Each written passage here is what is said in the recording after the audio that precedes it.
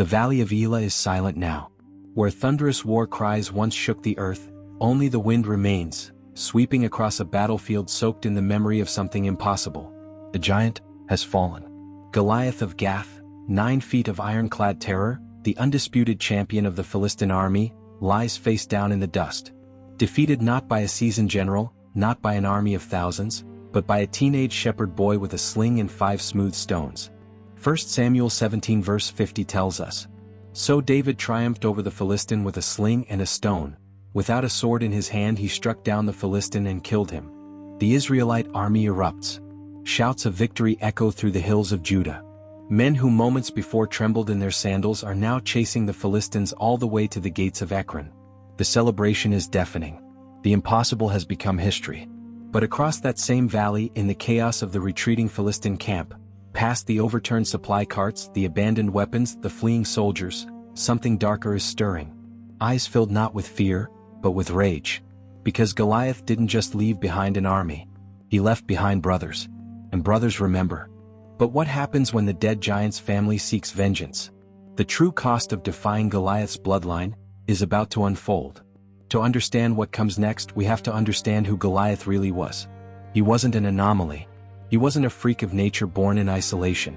Goliath came from a bloodline, a fearsome lineage of giants from the city of Gath, known in the ancient world as the Rephaim, or the Anakim, warrior descendants whose size and strength had terrorized nations long before Israel ever set foot in Canaan. 2 Samuel 21 verse 22 gives us the broader picture. These 4 were descendants of Rapha and Gath, and they fell at the hands of David and his men. 4 giants. 4 warriors. 1 bloodline. Goliath was simply the most famous among them. His brothers, Ishbi-benob, Saph and Lahmi, were no footnotes. These were battle-hardened men of enormous stature, each carrying weapons that would make ordinary soldiers collapse in fear. They had fought alongside Goliath. They had shared his victories. They had been raised in the same culture of dominance, the same Philistine pride that declared their family undefeatable. 1 Chronicles 20 verse 5 specifically records. In another battle with the Philistines, Elhanan son of Jair killed Lahmi the brother of Goliath the Gittite, who had a spear with a shaft like a weaver's rod. The same description once used for Goliath himself, a spear shaft like a weaver's rod, is now used for his brother Lahmi. This was no coincidence. This was a family identity. A war legacy passed down like armor. Now imagine the moment the news reaches them. Picture the Philistine camp. Torches flickering, soldiers limping back from the battlefield, and then the word spreading like wildfire through the tents. Goliath is dead. Killed by a boy. For Ishbi-benob, Saph and Lahmi, this wasn't just a military defeat. This was a personal wound. A humiliation that cut deeper than any sword. In ancient warrior culture, the death of a champion at the hands of an inferior opponent, especially one as young and unlikely as David, was the ultimate disgrace. It demanded an answer. It demanded blood. They did not scatter with the fleeing army. They regrouped. They plotted. And quietly, deliberately, the brothers of Goliath began to sharpen their spears for one purpose alone. Not for Philistia, not for territory, not for gold. For revenge. The Israelites, meanwhile, had no idea what was coming. Their eyes were fixed on the horizon of their great victory. David was ascending, celebrated in the streets, sung about by the women of Israel, anointed in the hearts of the people as the next great leader. 1 Samuel 18 verse 7 records the songs that rang through the cities. Saul has slain his thousands and David his tens of thousands. But every song of triumph has a shadow. And in the background of Israel's celebration, the shadow of Goliath's brothers was quietly growing longer. The first blow doesn't come on an open battlefield. It never does when the enemy is driven by something personal. Ishbi-benob makes the first move. And he doesn't march with an army. He comes with precision, with fury, and with one target locked in his sights, David. 2 Samuel 21 verse 16 records the chilling encounter. And Ishbi-benob, one of the descendants of Rapha, whose bronze spearhead weighed 300 shekels and who was armed with a new sword, said he would kill David. 300 shekels of bronze? That's nearly 8 pounds for the spearhead alone. This was not a man preparing for a skirmish. This was a man preparing for an execution. The timing is devastating. By this point in the biblical narrative, David is no longer the young, agile boy who sprinted across the Valley of Elah. He is older now, a king who has fought countless battles, survived years of running from Saul, built a kingdom from the dust of civil war. He is a warrior of warriors. but warriors age. And on this particular day, the scriptures tell us something deeply human about David. 2 Samuel 21 verse 15 says, "Once again there was a battle between the Philistines and Israel. David went down with his men to fight against the Philistines, and he became exhausted." He became exhausted.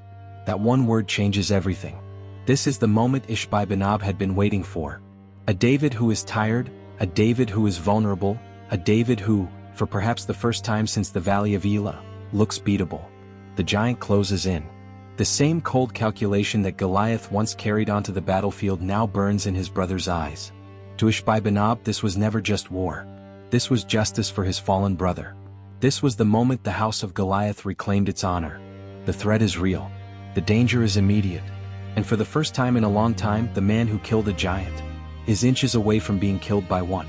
But David would not face this alone. Because that is the other thread running through this story. The men around David, the warriors who had grown loyal to him through years of hardship, who were not about to let the giant killer fall to a giant's brother. 2 Samuel 21 verse 17 tells us what happens next. But Abishai son of Zeruiah came to David's rescue. He struck the Philistine down and killed him. Abishai, David's nephew, one of his most fierce and devoted commanders, steps in at the critical moment and cuts Ishbi-benob down. The first giant falls. But the brothers of Goliath are not finished. Where one giant falls, others rise. And the Israelites are beginning to understand what David has perhaps known all along, that the day he put that stone in his sling and brought Goliath crashing to the earth, he didn't end a war. He started one. A war that would follow him for years. A war fought in ambushes and border raids and desperate battles across the hills of Canaan. A war driven not by strategy but by something far more dangerous: grief, pride, and the unquenchable thirst for revenge. David thought the battle was over the moment Goliath's head hit the ground. But a bloodline doesn't die with one man. And the giants of Gath were just getting started. In the next part of this story, we'll follow the full campaign of Goliath's brothers, battle by battle, giant by giant, as David and his mighty men fight for survival against a vendetta that refuses to die. Stay with us. This story is only beginning. Ishbi-benob is dead. Abishai's blade ended the first giant's campaign before it could fully begin. But if the surviving brothers of Goliath felt anything in that moment, it wasn't fear. It was confirmation. Because now they knew something critical. Something that changed everything about how this war would be fought. David was mortal. He could be exhausted. He could be caught off guard. He could be surrounded. And if the right pressure was applied, at the right time in the right place, the man who had humiliated their bloodline could be brought down. The death of Ishbi-benob didn't end the plot. It refined it. Saph and Lahmi went to work. But this time they weren't going to march alone. Goliath's brothers understood something that pure rage sometimes blinds men to, that a personal vendetta, if it is to succeed against a king with an army, must become something bigger than personal. It must become a movement. Amos 1 verses 6 to 8 gives us a window into the Philistine world of that era. For 3 sins of Gaza, even for 4 I will not relent. Because she took captive whole communities and sold them to Edom, I will destroy the king of Ashdod and the one who holds the scepter in Ashkelon. The Philistine city-states, Gaza, Gath, Ashdod, Ashkelon, Ekron, were a network of power, pride, and long memories. And across that network the brothers sent out a call. Not just to soldiers. Not just to Philistine patriots. To anyone with a grudge. Mercenaries who had lost land to the advancing Israelites. Warriors from surrounding nations who had watched David's kingdom expand with growing resentment. Remnants of defeated armies who had never forgotten the sting of Israelite swords. One by one they came, drawn not by a battle flag but by the promise of something that unites the desperate and the vengeful across every age of human history. The chance to tear down the man at the top. David's commanders began to notice the pattern. Raids that were too coordinated to be random. Ambushes that reflected knowledge of Israelite troop movements. Assassination attempts on regional leaders. Key figures whose deaths would destabilize Israel's military structure from within. 2 Samuel 21 verse 15 had already shown us David's vulnerability. Once again there was a battle between the Philistines and Israel. David went down with his men to fight against the Philistines, and he became exhausted. But now it wasn't just one battle. The skirmishes were multiplying. The brothers were testing Israel's borders like a wolf circling a camp, probing for weakness, looking for the gap in the fence. David called his council together. And for the first time in a long time the king of Israel looked at the intelligence before him, The raids, the ambushes, the emerging pattern of attacks, and felt something he hadn't felt since his days running from Saul through the wilderness of Judah. He felt hunted.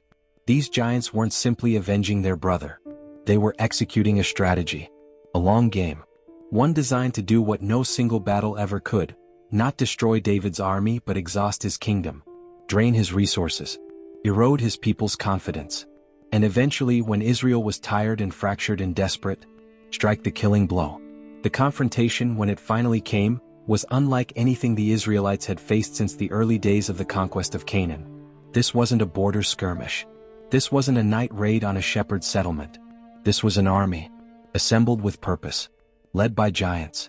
David rode out to meet them, not as the aging, exhausted warrior of the previous encounter, but as a king who understood that some battles cannot be avoided, only one. His force was smaller. It always was. David had spent his entire military career turning disadvantage into strategy, and he drew now on every lesson the wilderness, the cave of Adullam, and decades of warfare had taught him. 2 Samuel 23 verse 8 reminds us of the caliber of the men around him. These are the names of David's mighty warriors.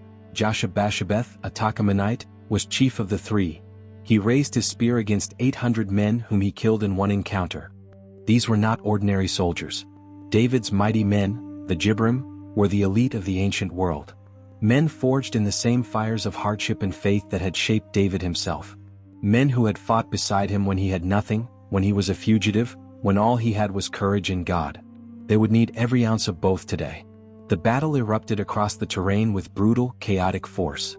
The Philistine giants used their size the way experienced warriors always do, not as spectacle but as weapon. Their presence alone disrupted formations. Soldiers who had trained for years found their instincts betraying them when faced with an opponent who stood a head and shoulders above every man on the field. Lines broke. Flanks wavered. And in the center of the chaos, David, the king, fought with the controlled ferocity of a man who had been in impossible situations before. He rallied his commanders, repositioned his archers, plugged gaps in the line with his personal guard. Where the Philistines relied on overwhelming force, David employed speed and coordination. But then, through the smoke and noise and collision of bodies, he saw him. Ishbi-benob's fallen spear had already been avenged. But the brothers were not done sending their message. The giant that now fixed his eyes on David across the battlefield carried himself with the same deliberate, theatrical confidence that Goliath once had in the Valley of Elah. The same slow, measured advance. The same contempt in his gaze. The spear shaft, massive as a weaver's rod, leveled toward the king of Israel. This was personal. And everyone on both sides of the battlefield could feel it. David moved to meet the threat. What followed was not the clean, almost miraculous confrontation of the Valley of Elah. There was no single decisive stone. No dramatic sprint across open ground.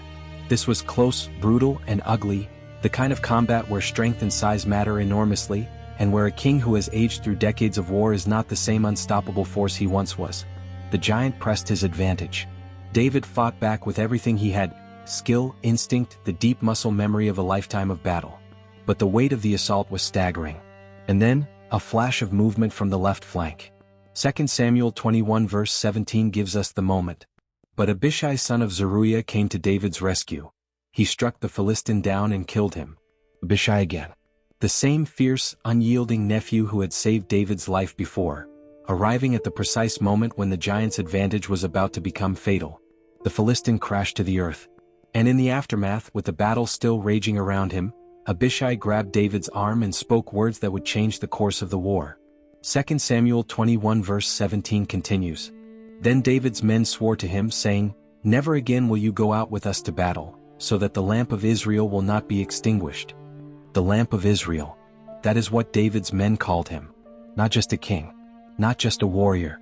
A light, one that, if snuffed out, would leave an entire nation in darkness. David was pulled from the front lines. The giant killer would fight no more in direct combat. And somewhere across the battlefield, in the retreating Philistine ranks, the surviving brothers of Goliath watched David being led away from the front, and smiled.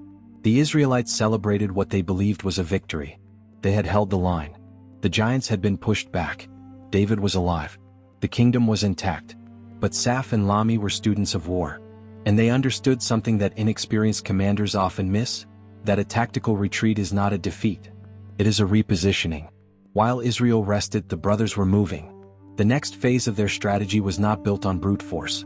Brute force had already failed twice. No, what came next was something more calculated, more patient, and far more dangerous. Proverbs 12 verse 5 captures the nature of this kind of warfare. The plans of the righteous are just, but the advice of the wicked is deceitful. The brothers began to operate in the shadows. They embedded their fighters within civilian populations along the border territories, small towns and villages that sat in the gray zones between Philistine and Israelite influence. From these positions they could move without detection, strike without warning, and vanish before a military response could be organized. Israelite supply lines began disappearing. Messengers sent between David's commanders never arrived. Regional leaders who had pledged loyalty to David's throne suddenly found themselves the targets of midnight raids, not by armies but by small, silent groups that left no survivors and no evidence. The message being sent was precise and deliberate. No one who stands with David is safe. And then came the trap. Intelligence reached David's commanders, seemingly reliable from what appeared to be a trustworthy source, that a major Philistine force was moving through a specific valley pass. A strike there, the intelligence suggested, could cut the brothers' supply lines and end the campaign decisively. David's generals recognized the opportunity. What they didn't recognize, not yet, was that the intelligence itself was the weapon. Proverbs 14 verse 15 warns, "The simple believe anything but the prudent give thought to their steps." The valley pass was a killing ground. Narrow walls on both sides, limited escape routes, and waiting in the high ground above it, not a retreating Philistine column, but the brothers of Goliath, with archers positioned and warriors ready, watching patiently for the Israelite force to walk into their embrace. This was no longer a battle over territory. This was no longer even a war of revenge. This had become something colder and more calculating than grief ever produces on its own. Somewhere along the road from Goliath's death to this moment, the brothers had evolved. The rage had been disciplined. The vendetta had been weaponized. And David, sitting in Jerusalem, forbidden by his own men from leading the charge personally, received the report of what his commanders had walked into and felt the full, terrible weight of what he was facing. These giants weren't trying to beat Israel in battle. They were trying to dismantle it. Piece by piece, leader by leader, supply line by supply line, until the kingdom that David had spent his entire life building was hollow from the inside. Until Israel's lamp had no oil left to burn. Until the nation looked up one day and realized, too late, that their king had no army left to command. Psalm 27 verse 2, words that David himself had written, now carried new desperate weight. "When the wicked advance against me to devour me, it is my enemies and my foes who will stumble and fall." He had written those words in faith. He would now have to live them. Because the trap had been sprung. And the battle for Israel's survival had just entered its most dangerous chapter yet. David had defeated a giant with a stone and a prayer. But Goliath's brothers weren't fighting with stones. They were fighting with shadows, with deception, with patience. And they had just drawn Israel's finest warriors into a trap. As we continue, we'll witness the full fury of the final confrontations, giant by giant, battle by battle, as David's mighty men rise to face what their king can no longer face himself. The war for Israel's soul is at its breaking point. Don't go anywhere. The trap had been sprung. The valley pass that Israel's commanders had marched into was not a victory waiting to happen. It was a tomb carefully constructed by men who had spent years studying how David's kingdom moved, breathed, and bled. But David had survived too much to collapse now. He had survived the wilderness. He had survived Saul's javelin. He had survived the cave of Adullam, the court of the Philistine king Achish, the betrayal of his own son Absalom. He had been broken and rebuilt more times than any man should have to endure. And in every single one of those moments, every valley, every ambush, every impossible situation, he had gone back to the same place. Not to his generals. Not to his weapons. To God. Psalm 144 verse 1, written by David himself, becomes his war cry in this moment. "Praise be to the Lord my rock, who trains my hands for war, my fingers for battle." David reorganized. He called his mighty men together, Abishai, Sibbecai, Elhanan, Jonathan son of Shemiah, the iron core of warriors who had never once abandoned him. He laid out the reality before them with the clarity of a man who had stopped fearing death a long time ago. The brothers of Goliath were no longer hiding in the shadows. They were coming, all of them with whatever remained of their assembled force, for one final, decisive assault on David's stronghold. This was the moment they had been building toward since the day word reached them that Goliath lay face down in the Valley of Elah. No more skirmishes. No more deception. No more patience. This was the end they had always intended. 2 Samuel 21 verses 20-21 sets the stage for what awaited Israel's warriors. In still another battle which took place at Gath, there was a huge man with 6 fingers on each hand and 6 toes on each foot, 24 in all. He also was descended from Rapha. When he taunted Israel, Jonathan, son of Shimeah, David's brother, killed him. The giants came bearing not just weapons but taunts, the same psychological warfare that Goliath had employed for 40 days in the Valley of Elah, the same calculated intimidation designed to crack the spirit of Israel's army before a single blow was struck. But Israel's army was no longer the trembling force that had cowered before Goliath's shadow. They had been forged in decades of war. They had fought beside a king who taught them by example that the size of the obstacle is irrelevant when the God of Israel has already determined the outcome. The battle that followed was unlike anything the ancient world of Canaan had witnessed since the days of Joshua. Giant against giant killer. Bloodline against legacy. The grief of a fallen family against the survival of an entire nation. Each of Goliath's brothers fought with everything they carried, not just the iron of their weapons but the full, burning weight of their loss. Every year since Goliath's death had sharpened them. Every defeat had hardened them. They fought the way only men who have nothing left to lose can fight, with absolute, terrifying commitment. Saph came first. 2 Samuel 21 verse 18 records his end with spare, unflinching precision. In the course of time there was another battle with the Philistines at Gob. At that time Sibbecai the Hushathite killed Saph, one of the descendants of Rapha. Sibbecai the Hushathite, one of David's 30 mighty men, a warrior whose name is etched permanently into the military history of Israel, stepped forward and brought Saph down. One giant falls. Then came the unnamed giant, the one described with the physical anomaly of 6 fingers and 6 toes, 24 in all, who stood before Israel with Goliath's same theatrical contempt, hurling taunts at the army of the living God. He met Jonathan, son of Shimeah, David's own nephew. 2 Samuel 21 verse 21. When he taunted Israel, Jonathan, son of Shimeah, David's brother, killed him. 2 giants down. And now the last one standing. Lahmi. The one the scriptures specifically name as the brother of Goliath the Gittite. The one who carried the same spear, the same lineage, the same fire. The one who, of all the brothers, had perhaps carried the grief of Goliath's death the longest and the deepest.